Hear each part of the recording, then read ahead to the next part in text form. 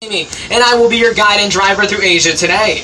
For your safety and the safety of everyone else in the train, please keep your hands, arms, legs, feet, and children inside the ride at all times. Parents, please keep your children seated, attended to, and to a minimum volume, as some of our animals are very sensitive to noise, and bad children will be sent to the San Diego Zoo.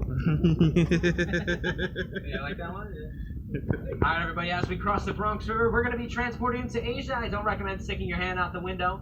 Our animals are not friendly, and there is poison ivy. There's not. I just tell people that so they keep their hands in. Alright, everybody, welcome to Asia. Thank you so much for that lovely image. Sit down, sir. Sir, sit down. Thank you. Now, right in front of us, guys, we have the Bactrian or Bukhara deer. Bactrian deer are actually brand new to the monorail. We've never had them here before. Keep your kids' hands in the ride, please. Thank you. Bactrian deer are brand new to the monorail. We are only one of the few zoos in the U.S. to have Bactrian deer, as they are considered an endangered species.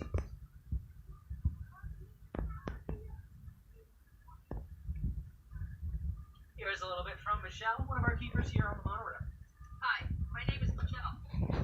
Part of the Wild Asian Keeper team. We call this area Haha Meadow, where we care for about 40 Barasingha deer, 15 Axis deer, 10 black buck, and a pair of muntjacs.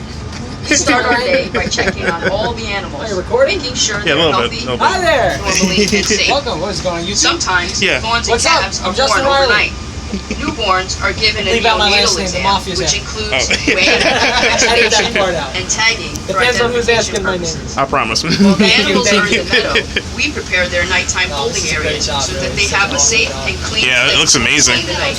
We're actually hiring right now. Oh, really? Okay. How many people's first time in the monorail? First time for us, I think. Really? Yeah. You have no idea what we're going to see. Oh, boy. Keep your hand in the ride. I'm not going to ask again. Thank you. Now, when we think of an animal that is extinct, we probably think of the dinosaurs, the dodo bird, or the woolly mammoth. But the next creature we're looking at is an animal that went extinct. But through breeding efforts, we brought them back from extinction. The next creature we're taking a look at is the Tyrannosaurus. I'm kidding. We don't have the budget for that anymore. Funding fell through. Thank you for laughing at our financial misfortune. Thank you. Lovely. What's up, Sheila? Everybody, in this exhibit, we have our beautiful Przewalski's wild horse. Oh, my lord. Przewalski horses once roamed the steppes of Kazakhstan, China, and Mongolia. They look like they're in the middle of a very important meeting. They're filing their taxes. Fighting These against numbers us. don't add up. I'm not horsing around. You like that one? I love it. The adults get the taxes joke. Now, Przewalski horses once roamed the steppes of Kazakhstan, China, and Mongolia. But unfortunately, due to habitat loss and hunting, these creatures were wiped off the face of the earth. In 1902, the Bronx Zoo received our first pair of Przewalski horses, and since then we've had over 50 foals born here. For all you folks that don't know, a baby horse is called a foal. Now you might have noticed some differences between our horses and the horses we know at home. That's because our horses are wild horses, meaning they have not been domesticated. A domesticated animal means it has lost all its natural fear of humans. An example of a domesticated animal would be a dog or a cat. We have any dog people on the train today? Let me see those hands. We got any cat people? Let me see those hands. Well, for you cat people, we have a very special surprise in just a few minutes. But in the meantime, here are two of our researchers working in the field to help save wildlife and live alongside it. Farmers in Indonesia live close to wild animals, like elephants, which we will Some see guys shortly. spit on the horses. WCS God. field staff work with local Yes, leaders you and put this farmers in. in Indonesia I'm gonna say. to come up with a popular protection So- unit. The guys. Now I am. You are? Yep. I believe the wildlife. Oh, do you want me to? Yeah. Okay. Yeah, we're going through time. Great Scott! This is heavy. Now, guys, if you look to your top right, we will see the brown antler deer. The brown antler deer are a species of deer native to Asia. They get their name from their antlers that look like eyebrows once fully grown in. Well, if you look to the far right over there, you can see the gaur, the largest species of wild cattle in the world. Gaur can get to be over 2,000 pounds and 6 feet tall at the shoulder, making them one of the largest and most powerful animals in Asia. Gaur are actually so powerful they have even been known to fight off tigers. Yes, tigers. Unfortunately, there are two creatures Gaur are not able to fight off. The first one being man, as we are responsible for deforestation and poaching. The other animal I cannot fight off is my mother. You like that one? Now, the Gowers seem very off, and I think I know the reason. There is a predator lurking nearby. Now, it's very hard to remember that the Bronx Zoo sits in the middle of an urban setting, and the structure you're going to see right in front of us is not to keep something in, but to keep something out. That thing we're keeping out is the roar you hear right behind us. It's not the roar of a tiger, or a lion, or a bear, but crikey, it's the Bronx River Parkway! And here's the traffic report from the Monorail. Around 4 o'clock, we're going to be moving faster than them. Up the Long Island, I drive home in that. Alright, keep me in your thoughts tonight.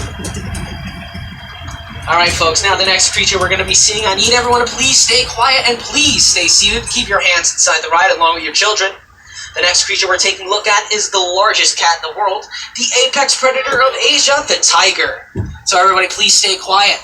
Now if you look to the right over here under those bushes, you will see Suhana. Suhana is a female Malayan tiger. Keep your hands on the ride, everybody, please. Thank you. Now, tigers can eat up to 40 pounds of meat a day, and that is the equivalent of 160 hamburgers. Believe it or not, each tiger has its own set of stripes, and no two cats will have the same stripes, just like our fingerprints. Shh, she's right there. Look right up there. Right there, right there. Got her. Oh my god. Now, there are several species of tiger in the world. From smallest to largest, sit down please. From smallest to largest, there is the Sumatran tiger, the Malayan tiger, and Suhana is a Malayan tiger, the Bengal tiger, and the Siberian or Amur tiger. Now here at the Bronx Zoo, we exhibit 2 different species of tiger, the Malayan tiger and the Siberian or Amur tiger. Siberian tigers are the largest cats in the world. I actually haven't seen Suhana in a while. We're very happy she's out on exhibit. Now to the top over here, guys, you can see our Gower again hanging out.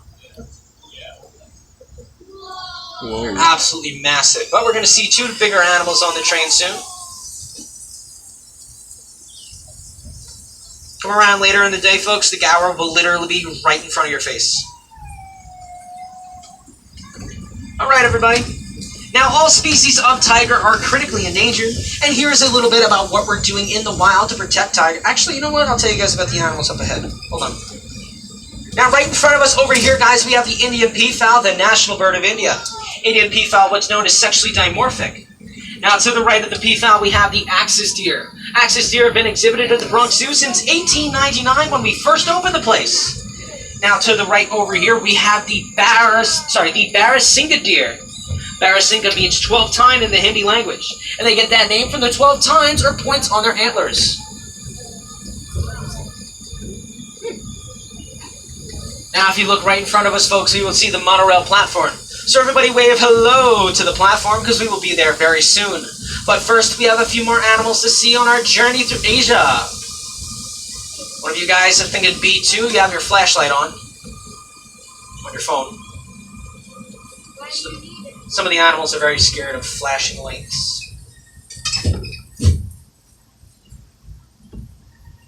Now, coming into this area, folks, we're going to see the Sulawesi babirusa.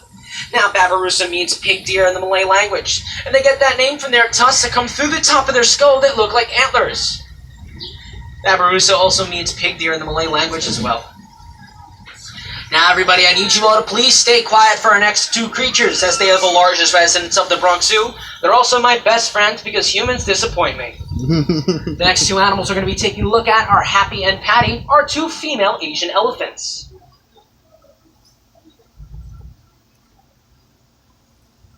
Elephants can eat up to 200 pounds of food a day and drink 60 gallons of water.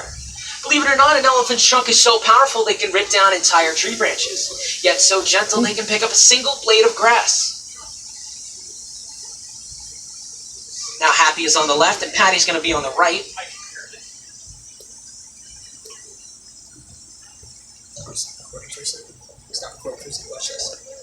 Happy.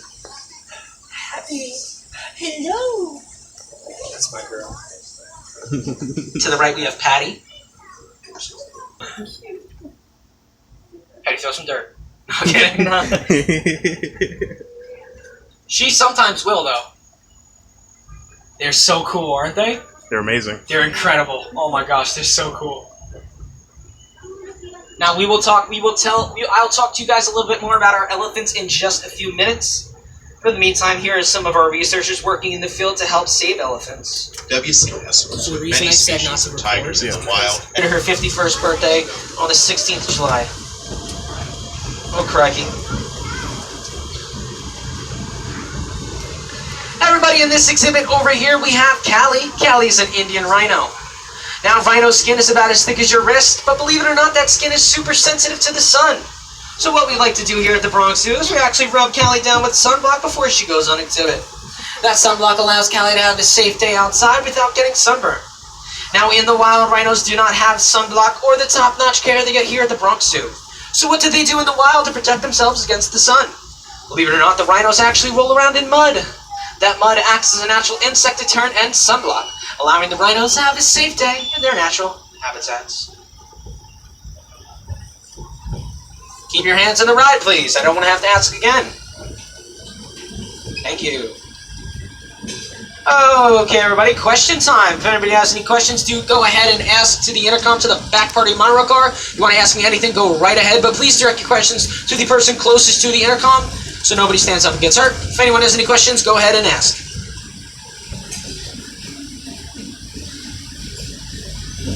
You guys got any up here? You guys got any over there? No? What do tigers eat? What do tigers eat? Yeah. Bad children. Back over there, I need the kids seated, please. No, they are carnivores, strictly carnivores. They will not eat anything but meat. Yep. Anybody else? No? Good? How you doing? I'm doing great. I'm being recorded right now. $30 for my likeness, please. Plus you think I'm getting plus interest. Plus interest, yes, I get royalties from it. Alright. This exhibit is called I'm Running Out of Things to Talk About. The little kid back there, I need him seated. I can't have him hanging over the bars. I'm not going to ask again.